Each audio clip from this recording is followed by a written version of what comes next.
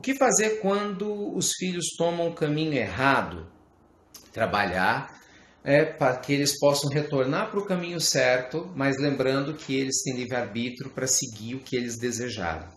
Eu sei que é muito difícil, gente. Eu também sou pai, e é óbvio que pai, mãe, se ama incondicionalmente seus filhos, e é claro que a gente quer o melhor para eles. Mas lembre-se, filhos são seres eternos em evolução, assim como eu e você. A gente tem uma certa ascensão sobre eles, principalmente quando crianças, mas há um determinado momento em que, a partir da adolescência para a fase adulta, o filho ele vai tendo uma maturação, né, não só na Terra, mas se tornando consciente espiritualmente do irresponsável do que ele faz em cada existência. E por mais que você oriente, cabe a ele melhorar. Mas lembre-se, nunca é demais você rezar, você pedir a Deus por ele, na medida do possível aconselhar, né? Dar o seu exemplo, porque isso vai fazer uma diferença muito grande. Jesus vai voltar? Wagner? Wagner, Jesus volta todo dia, meu amigo. A gente tem esse apego de querer ser coisa de mente materializada nossa mesmo, né? A gente quer alguém materializado aqui. Para que? Quem fala que diferença vai fazer? Gente, do jeito que o ser humano é hoje na Terra, cético ainda, cabeça dura, egocêntrico, inseguro, insensato, Jesus ia voltar e a gente ia, né, tentar crucificar ele de novo de outra forma. Imagina se aparece alguém falando, eu sou o caminho, a verdade e a vida, eu sou Jesus de Nazaré. Alguém vai falar assim, você é um esquizofrênico doido, interna ele. Fala que não. Então não, gente, Jesus volta todos os dias, né? Através da renovação da vida, da sua memória, através dessa proposta da gente mergulhar dentro de si mesmo. Ele fala no capítulo de João, né? No Evangelho de João, no capítulo 14, dê uma olhada lá, a partir do versículo 6º, ele começa, eu sou o caminho, a verdade e a vida, ninguém vai ao Pai senão por mim. E aí Jesus vai falando, um dia eu vos enviarei um Consolador prometido, para lembrar-vos de tudo quanto vou-lo tenho dito, que havereis de esquecer. Então veja, Jesus fala lá atrás que ele enviaria um Consolador prometido lá no futuro, né? Então algo para nos recordar os seus ensinamentos fundamentais. Bem, aí vai da crença de cada um, né? Qual é o Consolador prometido? Aí vai da crença que cada um tem. Eu, por exemplo, aprendi muito com o Espiritismo. Demais, demais. A doutrina espírita mudou completamente a minha visão da vida, me alimenta. Eu amo todas as religiões, respeito todas as religiões, aprendo com todas as religiões, mas não tem como negar que a base espírita ela é extraordinária e dá uma visão teológica, filosófica, moral, ética que nenhuma outra oferece, que nenhuma outra traz. Mas aí a pessoa tem que ter mente aberta, tem que ter coração aberto e desejo para aprender. Tem muita gente ainda com muito preconceito, né? Que traz muito dogma, que ainda está muito nessa história de céu e inferno, sabe? Essa dicotomia, né? Que fazia sentido na Idade Média, que fazia sentido, fácil de manipular as pessoas, mas que muita gente ainda se deixa levar. Mas à medida que você vai despertando na sua consciência, você vai vendo que Deus ele está presente em tudo, né? E o nosso estado, gente, de espírito elevado, de se conectar com a generosidade, com a bondade, de ser bom, apesar de muitas vezes as coisas serem ruins, você vai se espiritualizando e vai sentindo essa presença do Cristo dentro de você, né? O hálito divino está em todos os lugares e é disponível para todos nós. Então, se conectar com essa presença é uma escolha da maturidade de cada um, não é verdade? Ah, gente, essa história, ó, é muito triste construir uma relação e de repente ela desmoronar. Com certeza, não tenha dúvida. Mas é exatamente isso. O problema é o apego, né? A gente se relaciona com as pessoas e às vezes a gente cria apego, não é amor. Porque o amor é um processo de troca, em que eu quero que o outro seja feliz e o outro trabalha também para que eu seja feliz. Não na cobrança, mas na doação mútuas. Quando há uma cobrança mútua, gente, não vai dar certo. Você tem que me fazer feliz, não o outro tem que me fazer feliz. É o que eu comecei a live falando disso, né? O poder está do lado de fora e é claro que isso acaba nos atrapalhando. Não faz sentido, né? Então, amor é um processo de experiência, de integração, de doar-se. O amor ele tem, gente, que pagar a si próprio pela alegria de se doar. Então, verdadeiramente, quem ama é feliz por amar. E não porque o ser amado retribui esse amor. Entende? É difícil, às vezes, aceitar isso. Você retribuir o meu amor é uma bênção, mas o meu prazer de amar é uma bênção maior ainda. Essa é a ideia, né? Então, quanto maior a nossa capacidade de viver nessa linha, mais livre a gente vai estar. Bebês abortados são espíritos em evolução, estão no mundo espiritual evoluindo do mesmo jeito. Uns já foram, outros já voltaram. Tem bebê abortado que volta na mesma família, tenta reencarnar a segunda, terceira vez até conseguir. Eu conheço alguns casos assim. É um processo, infelizmente, comum, né? Já que o aborto por hora, infelizmente, ainda acontece muito, então esse processo de idas e vindas, ele é constante. Mas, gente, em matéria de questões espirituais e kármicas, cada caso é um caso. A gente não pode generalizar nada, porque cada um de nós tem uma herança espiritual, tem uma necessidade específica. Então, no fichário da lei divina, no arquivo da lei divina, cada um de nós tem lá um arquivozinho só com o nosso nome existencial, com um monte de experiências, e não dá para a gente generalizar.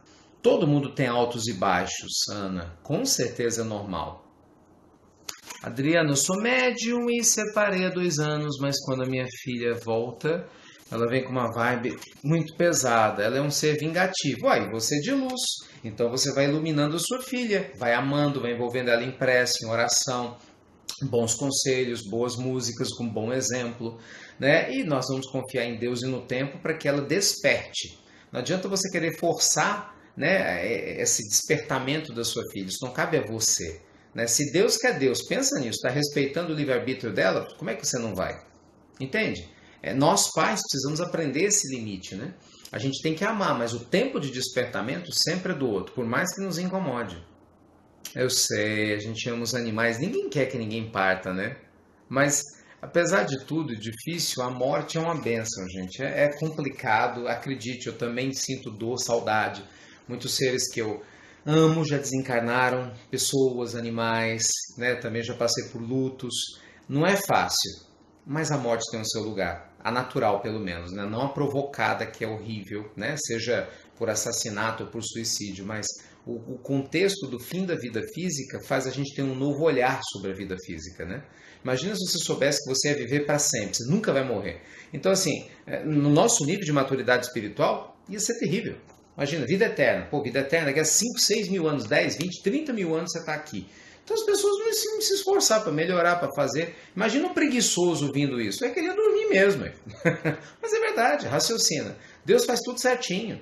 Então essa história de ter ciclo, início, meio e fim, início, meio e fim, e depois renova e vai de novo início, meio e fim, isso faz com que a gente aproveite melhor cada fase existencial. Se a gente for, abre aspas, esquecer um pouco a dor que o luto traz, aí realmente traz, é um preço alto que a gente paga, faz todo sentido do ponto de vista do universo que se recicla, que evolui, né, que haja, né, o fechamento desse ciclo que a gente chama de morte. A gente tem que aprender a amar, né, sem distinção. Não é fácil, mas é sobre um processo, tá? Sobre um processo. Rezar diante de algo? Meu filho, Dinho, rezar? Depende, né? Se rezar é fazer prece da boca para fora, não resolve muita coisa não, né? Porque o que faz a diferença é a intensidade do nosso amor. Mas você chama de rezar, abrir a alma, conversar com Deus de verdade, com fé, meu amigo, você não faz noção do poder da oração. A oração nos conecta a Deus, é um telefone celular direto com o mundo maior. Quanto mais sutil o coração, mais pura é a vibração, mais elevada é a vibração, né? Mais forte é o contato com o mundo maior. Isso faz uma diferença muito grande. Karma. Fiquei devendo aqui uma fala sobre o karma. O que acontece, gente? Tudo na vida tem um motivo, né? A gente, nesse processo evolutivo, a gente vai criando karmas. Karma é uma palavra sânscrita que quer dizer roda. Não necessariamente um karma é bom ou é ruim, né? Todo tipo de consequência de uma escolha que a gente faz é chamado de karma. Então, se eu faço uma coisa boa, a consequência é boa, é um karma bom. Se eu faço algo ruim, a consequência é ruim, o karma seria ruim. Então, hoje nós recebemos aquilo que a gente constrói. Essa é a ideia. Então, nós vivemos hoje karmas bons, atraindo pessoas, situações, e um karma negativo. Ponto. Essa é a ideia. Se você for pensar ipsis verbis, né, do jeito que isso funciona, por exemplo, a gente está juntos aqui agora, eu posso falar que é meu karma bom ter a chance de viver a minha missão de compartilhar reflexões sobre a vida, o evangelho, com vocês. E você pode falar, se você quiser, que é um karma bom, você agora está aí do outro lado e a gente está tendo essa troca, né? Infelizmente tem alguém nesse mundo, nessa hora, em algum lugar que está tentando se matar, percebe? Então, e a gente está aqui falando sobre como viver apesar de tudo. Então, assim, todos nós vamos construindo karmas bons, com bons pensamentos, com auxílio, com ajuda, com esforço. E aí, quanto maior a sua capacidade de fazer isso, sem dúvida alguma, maior a chance de você ter o retorno que você gostaria. Acidentes, sim, muitas vezes a gente os atrai, com certeza. Eu mesmo já passei por diversos acidentes de trânsito, né? E muitos que eu não dei causa nenhum. Nenhum. Eu falei, gente, por que eu atraí isso? Não sei. Mas você procura viver da melhor maneira possível, com dignidade. Os casos do motoqueiro que você falou aí, né? Dando assistência necessária, né? Fazendo o que tem que ser feito e seguindo adiante. Gente, se a gente for ficar paralisado, né? Tentando ver bruxas em todos os lugares, a gente não vive. Eu penso assim, tudo que me acontece eu tenho uma crença, é para o meu crescimento, ponto. Algo bom ou ruim é para o meu crescimento. E trabalhar isso na mente é fundamental para que você não se perca, porque mantém o seu foco. Se não for assim, com certeza fica mais difícil. Tá bom? Poxa, eu vim para cá sem nem saber do tema que eu ia falar. Que legal, né? Vocês me ajudaram a escolher o assunto e nós estamos aqui nesse bate-bola gostoso, né? Juntos, espero que tenha sido útil para todos nós. E, poxa, que possa ajudar muito a vocês. Lembrem-se, mantenha o pensamento no momento presente, trabalhe a meditação. Lembre-se que a vida é um exercício constante de renovação. Viu? Beijos, obrigado a todos vocês. Luz e paz para você, para sua família. Bênçãos, uma noite abençoada. Madrugada em Portugal, eu vi, né? Então, assim, durmam com Deus. Um ótimo descanso. Beijo, gente. Gabi, hashtag iluminada também. Boa noite, pessoal. Fiquem com Deus, luz e paz. E você já sabe. Até breve, dia 12 tem a palestra, hein? Não deixa de se inscrever, não. Até muito, gente. Muito breve. Tchau, fiquem com Deus.